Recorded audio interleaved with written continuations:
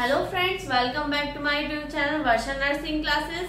अब हम किस पे पढ़ेंगे? अपनी फर्स्ट जनरेशन के बारे में स्टडी करेंगे। ठीक है, अभी हमने देखा तीनों के बारे में। हमारी तीन जनरेशन होती है, फर्स्ट जनरेशन, सेकंड जनरेशन और थर्ड जनरेशन। तो हम किसके बारे में पढ़ेंगे? अब फर्स्ट जनरेशन के बारे में। तो ये जो है फर्स्ट जनरेशन है, ये हमारी 1965 में ऐड हुई थी एज अ इंट्रायूट्राइन डिवाइसेस के रूप।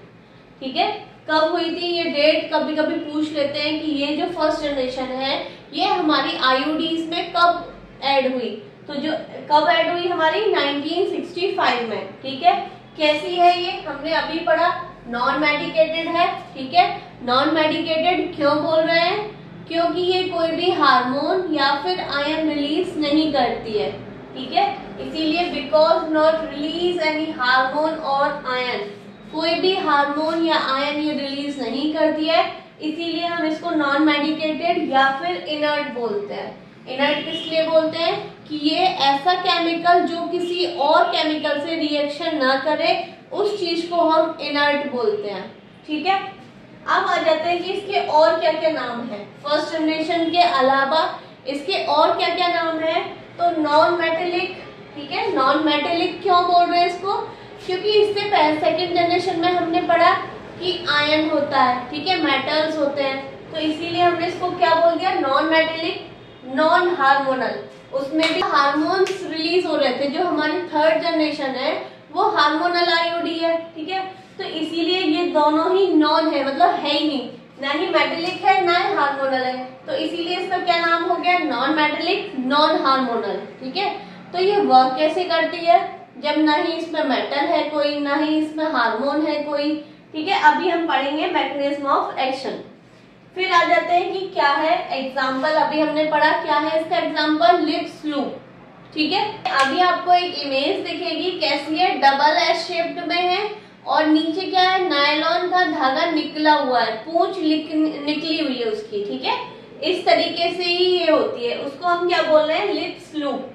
ठीक है, ये क्या करते हैं? इसको हम यूट्रस के अंदर इंसर्ट करते हैं और जो नायलॉन का जो धागा है, जो टेल है, वो वेजाइना के टिप पे रह जाती है, जिससे कि जो फीमेल्स है वो चेक कर सकती है कि जो प्लेसमेंट हुआ है लिप्स लूप का या इस डिवाइस का वो सही हुआ है या नहीं। ठीक है, तो सबसे पहले हमारा एग्जाम्पल क्या हुआ फर्स्ट जनरेशन का? लिप्स लूप किसकी बनी हुई है? Made by polyethylene polymer. ठीक है, जो हमारे डिवाइसेस हैं, जो हमारे बैरियर मेथड के थे, जैसे मेल कॉन्डम, फीमेल कॉन्डम, ये लैटेक्स के बने हुए थे, कोई पॉलीयूरेथेन के बने हुई थी। इस तरीके से ये किससे बनी हुई है? पॉलीएथिलीन पॉलीमर से। ठीक है, कैसी होती है? डबल एस शेप्ड होती है, अभी आपने देखा। और इसमें देख लीजिए, इस तरीके से क्या है? ये डबल एस शेप्ड है, 2-3 बार एस बन रहा है उसमें। ठीक है, तो इसीलिए हमने उसको क्या बोल दिया? Double S shaped. टेल कैसी होती है? जो इसकी ये टिप है या टेल है, ये किसकी बनी होती है? नायलॉन के धागे की बनी होती है। ठीक है, प्लेसमेंट, अच्छा फीमेल्स के ये हमने डिवाइस इंसर्ट कर दी। ठीक, अब वो जो कैसे पता चलेगा कि ये सही जगह है भी या नहीं? ठीक है, तो वो क्या करेगी? वो चेक करती रहेगी कि उसकी वेजाइना के टिप पर ये धागा उसको चमक रहा है या फील हो रहा है, कुछ तो हो रहा है कि नहीं। अगर नहीं फील हो रहा है तो वो अपनी गायनिक से जाके मिले। ठीक है, अब जब ये लगाते हैं उस टाइम पे जो गायनिकोलॉजिस्ट है या फिर जो आपकी डॉक्टर है, वो आपको बताएगी कि आपकी डिवाइस इंसर्ट हो गई है।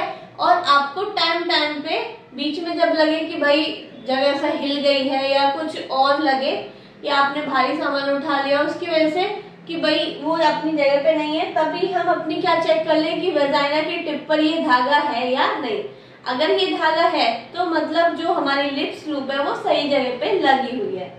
ठीक, ये पता चल गया हमें कैसे चेक करना है। कैसा होता है? नायलॉन का धागा होता है, डबल एस शेप का होता है। किसका बना होता है? पॉलीएथिलीन पॉलीमर का बना होता है। ठीक है, इसमें कोई ना ही मेटल होता है ना ही कोई हार्मोन होता है। अब आ जाते हैं हाईली एक्सपल्सन रेट। इसके निकलने के बहुत ज्यादा चांसेस रहते हैं। ठीक है, सबसे ज्यादा जितनी भी हम आईयूडी पढ़ेंगे अभी तक, कॉपर टी हुई, हार्मोनल आईयूडी रही, उन तीनों में सबसे ज्यादा एक्सपल्सन रेट किसका है? लिप्स लूप का या फिर फर्स्ट जनरेशन का। ठीक है, कितना है? 12 से 20% हमारा इसका एक्सपल्सन रेट है। अब आ जाते हैं add small amount of barium sulphate for x ray destruction. मान लो किसी फीमेल के हमने लगा दी, ठीक है, और उसे धागा फील नहीं हो रहा, तो हम कैसे पता करें कि सही जगह पे लगी है या नहीं, या फिर जगह से हट गई है, करेक्ट पोजीशन में है नहीं है, वो सारी चीज हम कैसे पता करें? ठीक है, तो हम क्या करते हैं, थोड़ा सा बेरियम सल्फेट लेते हैं, ठीक है, चेक करने के लिए। किसके लिए? एक्सरे में चेक करने के लिए। एक्सरे में ऐसे तो डायरेक्टली नहीं आएगा, तो हम उसके लिए क्या करते हैं, बेरियम सल्फेट डालते हैं, फिर वो एक्सरे में जहां जहां बेरियम सल्फेट होगा वहां हमें डिटेक्शन पता चल जाएगी कि हाँ भाई, उसके थ्रू हम देख सकते हैं कि सही जगह पे लगा है या नहीं। ठीक है, तो किससे ये क्वेश्चन आ जाता है कि भाई एक्सरे डिटेक्शन में हम ये जो लिप्स लूप है इसको कैसे फाइंड आउट करेंगे? तो हम बेरियम सल्फेट डाल के उससे हमें दिख जाएगा एक्सरे में कि यहाँ पर सही जगह पर ये है। अब आते हैं मैकेनिज्म ऑफ एक्शन। ठीक है, सबसे मेन भाई ये काम कैसे करता है? ठीक है, तो वही सेम चीज है, इसमें काम कैसे करता है? Foreign body action. ना तो इसमें हार्मोन है, ना इसमें कोई आयन है। कोई अगर आयन होता है तो वो क्या करता है? स्पर्मिसाइडल एक्टिविटी करता है, स्पर्म्स को किल करने का काम करता है। अगर हार्मोन होता है तो वो म्यूकस की थिकनेस बढ़ा देता है। अब यहाँ पर ना तो इसमें हार्मोन है ना आयन है, ठीक है, तो ये क्या करेगा? Foreign body action. Foreign body action क्या है? आप समझिए, हमारी बॉडी है, ठीक है, हमारी बॉडी की सेल्स अगर हम कोई भी फॉरेन मटेरियल लेते हैं या हमारी बॉडी में इंसर्ट होती है तो वो रिएक्शन देती है। ठीक है, मान लीजिए कोई भी इंसेक्ट बाइट हमें करता है, मान लीजिए कि जो ततैया होता है, ठीक है, मधुमक्खी हुई, ततैया हुआ, ये हमें खा लेते हैं, तो वो हमारी बॉडी के लिए क्या है? फॉरेन मटेरियल है। ठीक है, तो जो हमारी बॉडी की WBC है वो एक जगह इकट्ठा होके उसको किल करती है, मतलब मारने के कोशिश करती हैं। ठीक है, तो उस जगह पे हमारा क्या हो जाता है? स्वेलिंग आ जाती है, रेडनेस आ जाती है, क्योंकि उस टाइम पे हमारी WBC उस फॉरेन मटेरियल से लड़ रही होती है, उसको बाहर निकालने के लिए या उसको खत्म करने के लिए। ठीक है, इस तरीके से इसमें होगा, हमारी बॉडी में हमने बाहर से इंसर्ट किया ये, तो ये हमारी बॉडी के लिए क्या हो गया? फॉरेन बॉडी हो गया।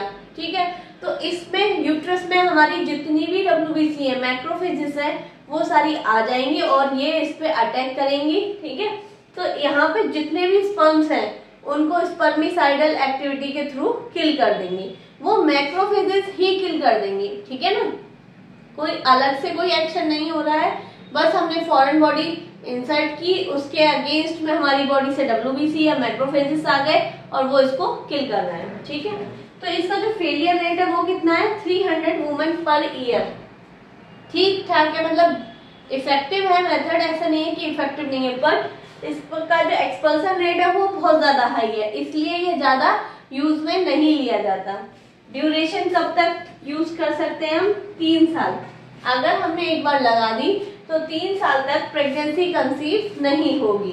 ठीक है, तो अच्छा मेथड है, सारी चीज हमने इसमें पढ़ ली है कि क्या क्या इसके नाम है, कैसे मैकेनिज्म करता है, क्या डाल के हम एक्सरे में डिटेक्शन कर सकते हैं, एक्सपोजर रेट कितना है, फेलियर रेट कितनी है, ड्यूरेशन कितनी है, नायलॉन का धागा टेल होती है, कैसे चेक करना है, डबल एस शेप का है, सारी चीज हमने पढ़ ली है। अब हम नेक्स्ट पढ़ेंगे अपनी सेकेंड जनरेशन के बारे में।